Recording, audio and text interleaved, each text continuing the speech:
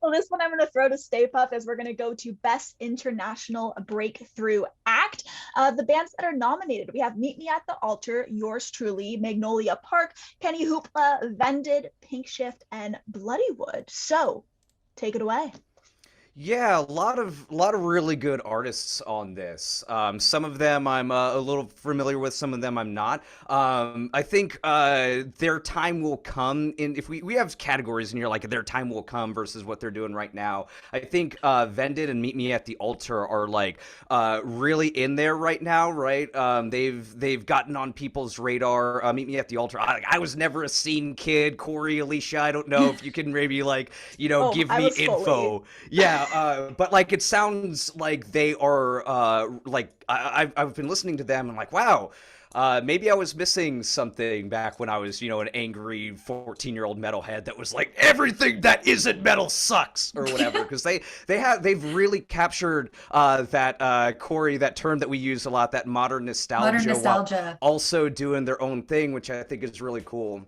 And then, of course, Bloodywood coming onto the international stage with their bouncy Bollywood-esque rhythms. I think that they're probably going to be a contender in this one. But given just from what I've seen, what I haven't seen, what I know about the artist and what I don't know, Kennyhoopla is like blowing up right now.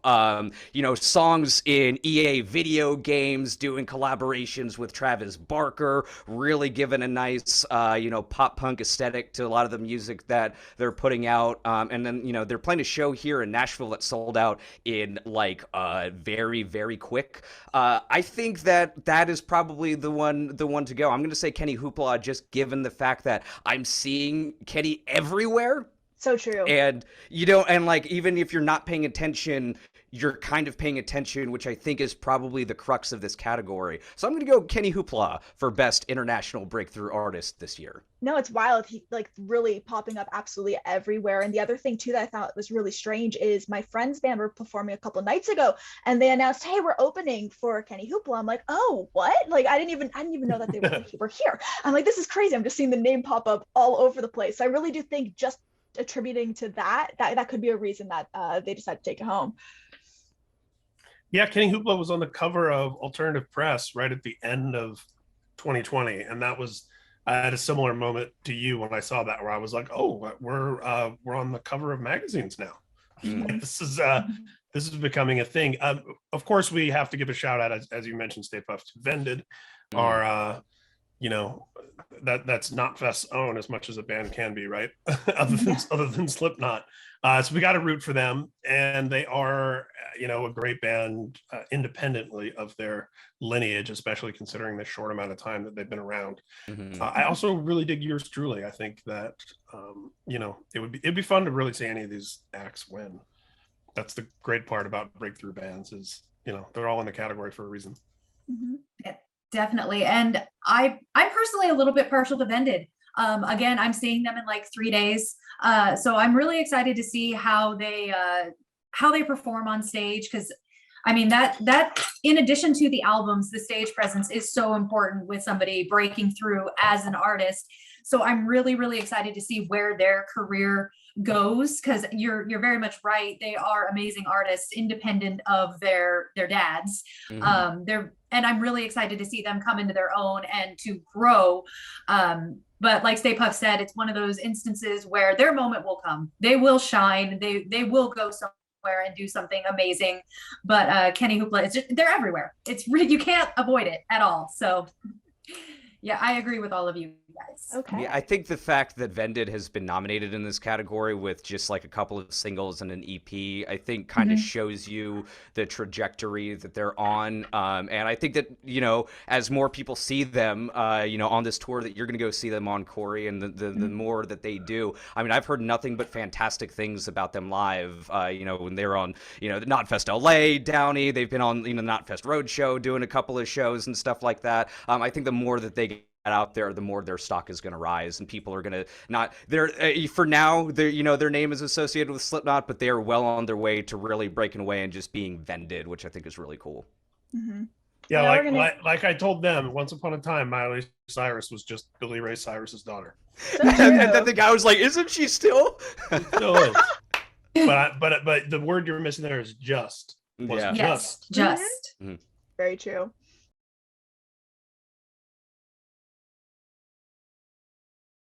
We're going to go from one breakthrough to the next, as it is Best UK Breakthrough Artist. Now, some of these for sure, even myself, kind of like with the last one with you, Stay Puft, I wasn't overly familiar with a few of them, but there was one collab I remember diving into, and I simply because I saw the name pop up and thought it was great, which was Bob Vylan, and they did something with Kid Kapichi, and I thought, oh, that's like a really cool tune. So both of them are nominated, along with Heriot, Witch Fever, Static Dress, Pupil Slicer, who we're very familiar with here at Knotfest, and Cassyette. So I'm really curious to see, we'll start with Cori here. Who would you love to see take home UK Breakthrough Artist? So there are 3 that I love. They've been featured on Pulse Fest or just the Pulse of the Maggots show. We talk about them a lot, and that's Pupil Slicer, Heriot, and Witch Fever. Pupil Slicer, I think, has probably the best shot of taking home the title, taking home the gold, however we want to, the belt, however we want to word it. Is it a trophy or is it a belt? It should be a belt. It should be a belt. Anyway, it should always be a belt. It should always be a belt. Yeah, somebody get the Oscars on the phone and tell them just throw out those stupid statues and make it a belt. Anyway, so I think Pupil Slicer Especially has now the that best. The Oscars are a contact sport. It really should be a belt. Exactly. Best brawl. Oscars 2023.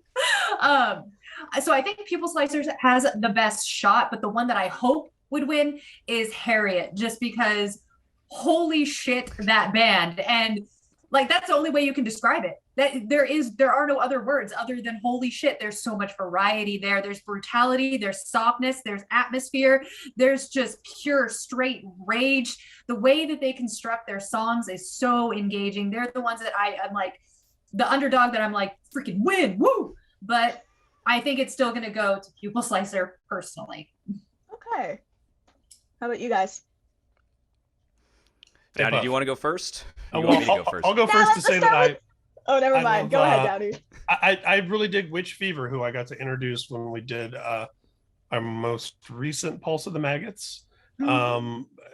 Just a really cool kind of scrappy band with there's like some doominess in there, but it's also really aggressive, has a lot of attitude, very punk. I would love to see Witch Fever win. I think Pupil Slicer probably has the best shot. I'll agree with Cori on that too. But personally, I'm pulling for Witch Fever. They also have the best name, no offense to anyone else, but Pupil Slicer, that's a fantastic name. It's brutal. It's quite vivid.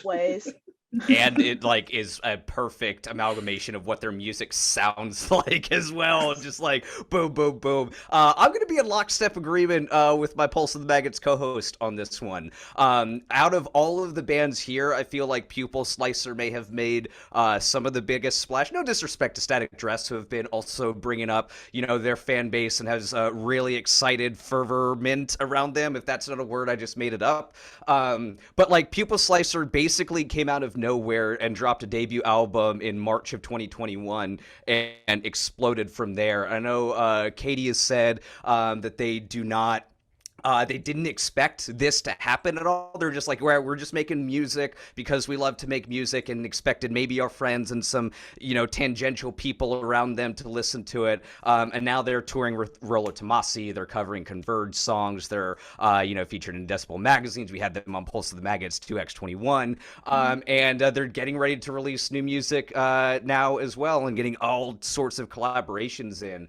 I just think that, for that style of music, really mathy, extreme, just kind of like nonsensical noise, if you will, controlled chaos. It was just very good way to put it.